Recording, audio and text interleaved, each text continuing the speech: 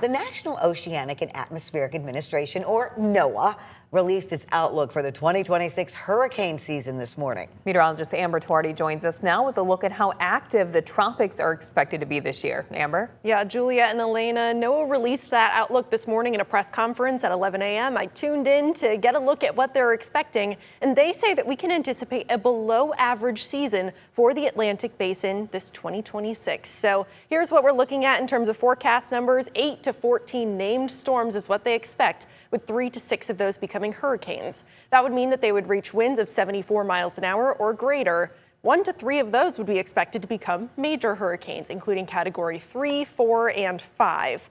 Now, they are anticipating a below average season once again, a 55% chance for below normal conditions, a 35% chance for near normal season, and just a 10% chance for things to be above normal. So that is not expected for this year. And why is that? It has a lot to do with the fact that we're expecting that strong El Nino to develop by the end of the hurricane season and really strengthen into the end of this year. What happens when we have El Nino present is that we get stronger wind shear over the Atlantic Ocean, which tears hurricanes apart as they develop. The structure of hurricanes is fairly delicate, especially in its early stages. So with such strong vertical wind shear, that makes it more difficult for the hurricanes to form in the first place. It's the exact opposite for the Pacific Ocean, though.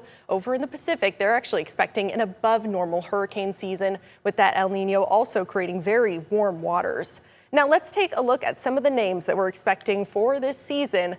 Now, still, what I want to note and what they noted during the press conference this morning is that there's no Hurricane Justa. What that means is that there's no such thing, as just a Category 1. There's no such thing as just a Category 2. You want to make sure that you're taking all of these hurricanes seriously. So if you've got a vacation home maybe down where hurricanes impact, or if you have family down in that direction, still want to make sure that you're prepping for the hurricane season as much as we would any other season. After all, it only takes one hurricane to make a season really memorable. So still, this is something that we'll continue to track throughout the season. Of course, we'll keep you updated as to what we're seeing in the tropics, especially if anything really catches our attention. Juliet and Elena.